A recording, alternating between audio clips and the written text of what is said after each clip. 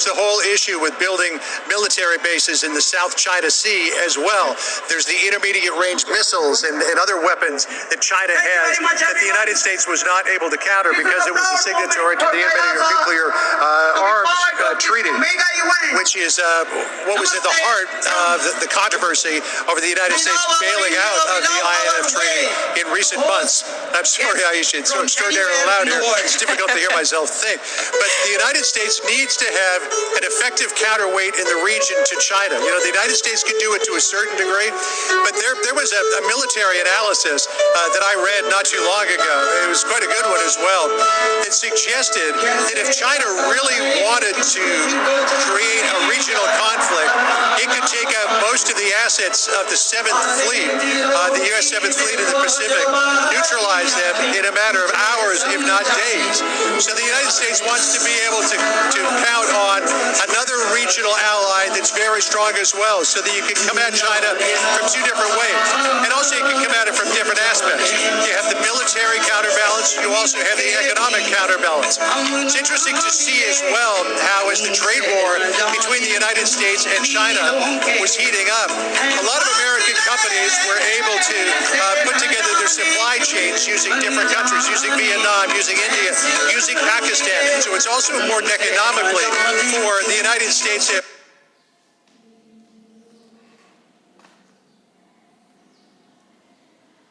alternate sources of goods to China as well, depending on what happens with this trade war. There are signs that it looks like it's beginning to ease. China's beginning to reduce some of the tariffs it has on American goods.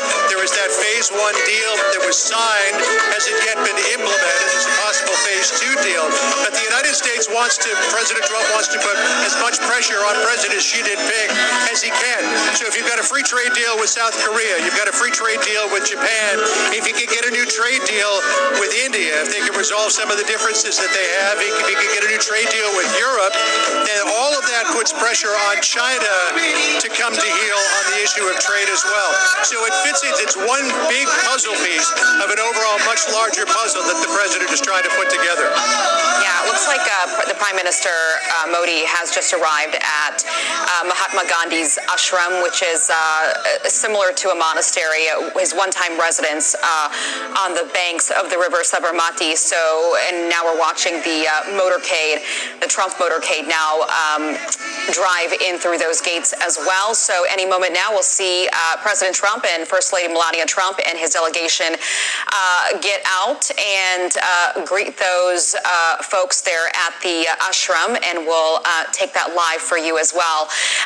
John, more than anything, this trip is really an opportunity for both of these leaders, the president and Modi, to really promote their images, right, as statesmen, and just have this opportunity to deepen their ties between the two nations. But it also comes at a really good time for the president, because you have to think this is really going to help when it comes to all the Indian Americans, right, that live here at home, as they're watching this and as they're seeing, just the way that their homeland is welcoming the president and the way that the president is, treating their families truly back home. How does this impact affect the American Indian vote? Well, we will see. I mean, when the president went down to Houston with Prime Minister Modi, they had 50,000 people in the stadium down in Houston. There are 2.8 million Indian immigrants in the United States. A large number of those people have become citizens, and President Trump is going after the Indian American vote. And it's interesting, and I mentioned this earlier, but I think it bears repeating, that Indians seem to have a real affinity for President Trump in a way that I haven't seen with other presidents. They have an affinity for larger-than-life figures, and President Trump certainly is a larger-than-life figure. The people in the stadium, clearly, because a lot of them were brought in by Modi's party, are supporting President Trump. But we talked to a lot of people on the streets who wouldn't know their particular political affiliation, and they seem to appreciate President Trump. They appreciate President Trump in a way that a large number of Americans don't. So I think through the showing here, through this showing of friendship, through the number of people that have come out here today to welcome President Trump at the stadium, the number of people who are lining the streets to greet President Trump and the First Lady. That would be a real signal to Indian Americans back home that if they're looking for somebody to vote for who will have good ties with their home country, then there might be a particular choice that they would want to make. I think that's the signal that he's trying to send here, Aisha. Yeah, we're watching live pictures right now of the Prime Minister and President hanging a wreath just outside the Ashram here, the Gandhi Ashram. Looks like a memorial there of Gandhi, a picture of him. The ashram serves as a place of a spiritual retreat. We saw just moments ago the President and First Lady take off their shoes as a sign of respect, as this is a place where people come to seek the truth, find spirituality, and also pay tribute to Mahatma Gandhi. How important is it that the president is taking part in this, not just coming to India to hold a rally, go to the Taj Mahal, which is probably the most recognizable monument there, but to also pay tribute and visit Gandhi's memorial here at the ashram? Well, I think, as the Taj Mahal is one of the most famous landmarks in all of India, and in fact, in all the world. It is one of the seven wonders of the world. Gandhi is one of the most famous people in the history of the modern world, at the very least. And for the President and the First Lady to go there to the ashram, which, of course, is an important part of Narendra Modi's life because he grew up here in Ahmedabad, I think is a natural thing for them to do. But it's also a great show of respect for Mahatma Gandhi. It's a great show of respect for the tenets and the ideals that he espoused as well. Now, obviously, some people back in the United States are going to be cynical about this, that it's merely a photo op, but I think that President Trump and certainly the First Lady appreciate a sense of history. And if you've ever been to India and visited some of the places that Mahatma Gandhi touched, I mean, you can't help but get drawn in by the spiritual experience of it. I can't say how much President Trump and the First Lady might be touched by that, but I think it's also an important symbol to the Indian people that the President is taking time to pay the respects to somebody who is so important here in India and is such a part, even today, of Indian culture, Aisha.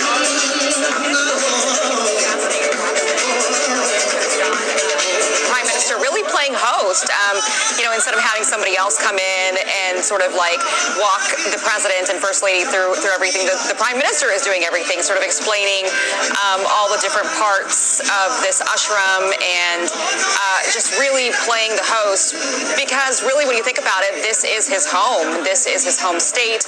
This is where he was born, raised. This is where he served as a chief minister. So there is a lot of pride for him to have the President of the United States come there first instead of going to the Capitol. So it's really fascinating to watch here as these two leaders interact and sort of share each other's cultures here. The President, just learning a little bit more about Prime Minister Modi's culture here. Let's talk a little bit about what happens next at this rally. It is a packed crowd. We can hear the music behind you. We can hear you. And tell us a little bit about what we can expect to hear from the two leaders. We're expecting the Prime Minister to speak in his native language, Hindi, and the President English. What are we expecting to hear from these two? Well, yes, I'd be very surprised if we heard from President Trump in Hindi, Aisha, but I expect too that we might hear Prime Minister Modi speak a little bit of English. I mean, this has been going on now for the past 2.5 hours. We've got a band up on stage. We've had some traditional dancers as well. A number of people come up on the stage and just sort of get the crowd enthused. Not that they need to, because on a couple of occasions they cheered, and it's as loud a cheer as I have ever heard But there'll be some cultural displays here. There'll be speeches, and this is all going to be really today here at Motorcade Stadium about celebration, about welcoming President Trump, about welcoming the First Lady. This is a real party atmosphere here. People are smiling. A lot of them have taken the day off work. It's very quiet in the city of Ahmedabad to come out here and fill this stadium. What's really interesting about this stadium is that this is the first time, I believe, that it's been used for anything since the renovation. This was an older stadium, Motorcade Stadium. It wasn't as big as it is now. They put an extra tier on the top. They put some shading around the top as well. They've redone the grounds. They've turned this into an amazing facility that will also have cricket grounds, 3 cricket grounds on the outside as well. The washrooms here don't even work yet. There aren't any food concessions that are set up. As we were wheeling our equipment in, not on the actual cricket ground itself, but in the field around it, we were sinking in our wheels and our cart because they literally just put down and rolled the sand. It hasn't even had a chance to settle down yet. So this really is inaugurating this brand new stadium that hasn't hosted a cricket match since the renovation, and really isn't ready for prime time, but they are having a prime time event here today, one that I think the President is going to be very impressed with, Aisha. Speaking of those food carts, John, have you had a samosa yet? I have not had a samosa. I got in at about midnight last night, a couple of hours of sleep. I did have some Indian food, though. I love Indian food. And, you could go to your average lunch counter here in many places in India and get better Indian food than you can in downtown New York City. So I'm looking forward to a little bit in the near future. No question about that. Yeah, I miss those big samosas that you can really only find back home. So you definitely get some of those. Let's talk about this sort of picture moment that they're having right now, posing for reporters and cameras. And it's interesting because Modi is a lot like Trump, not a big fan of reporters sometimes, but they're really sort of soaking it up, right? Well, let's clarify that. President Trump says he's not a big fan of reporters. He's a huge fan of media attention and loves to use the media as a foil for his own purposes. But when we go out back of the White House to the South Lawn for the departures, we're climbing all over ourselves, trying to get a position to ask the president a question, try to get a shot. The TV reporters are jostling with the photographers who are trying to get the best angle as well. And the president comes out and he just loves to see the whole thing. So he loves the media spectacle. So don't for a moment think that the president doesn't like the media. He does like to complain about the media a lot. But Modi of a similar mind, the press here in India can be acerbic at times as well. They can hold leaders' feet to the fire. But it's one of those things you got to deal with. If you want to get on television, if you want to get out there to the crowds, social media will only do so much. There isn't a lot of immediate moving video on social media, so they still rely on these leaders to a large degree on television to get their story out, Aisha. So the president and first lady are now looking at what looks like statues representing, the saying, speak no evil, see no evil, hear no evil, as the delegation now moves into the Ashram to take a look. And that delegation includes 12 different people, including the Energy Secretary, Chief of Staff, National Security Advisor. Tell us a little bit about how important these folks are on this trip and why they're here and the role they'll play. Well, they'll play a role in the bilateral meetings. Clearly, the fact that the Energy Secretary is here in the United States has now become a net exporter of energy because of the very same fracking that some Democratic candidates would like to ban. And so the President and the Energy Secretary will make a pitch to India to buy liquefied natural gas from the United States. I don't believe Robert Lighthizer, the U.S. Trade Representative, is on this trip because, again, there is no reason to think that these these two would actually come to any kind of an agreement on a free trade deal. But whenever you come to a country and you're going to have these bilateral meetings, you want to have the people who are involved with the issues that you want to talk about with you so that they can present their case in a very granular sort of way.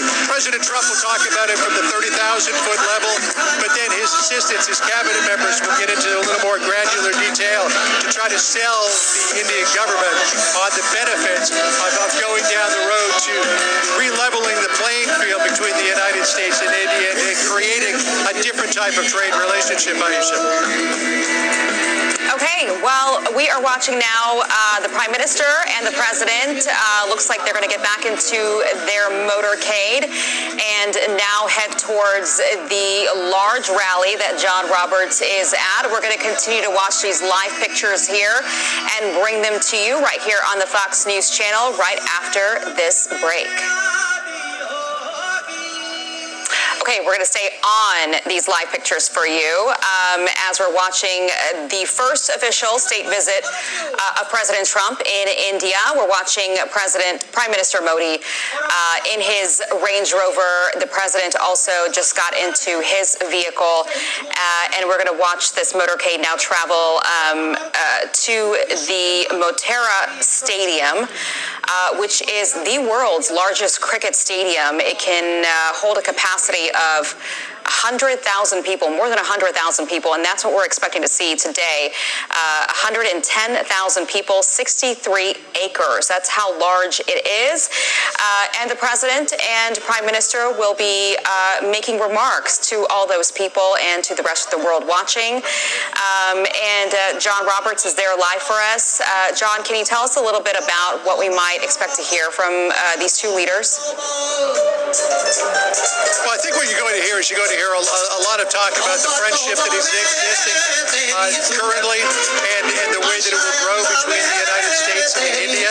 As we mentioned, the United States recently surpassed China as India's largest trading partner, so there will be something about that.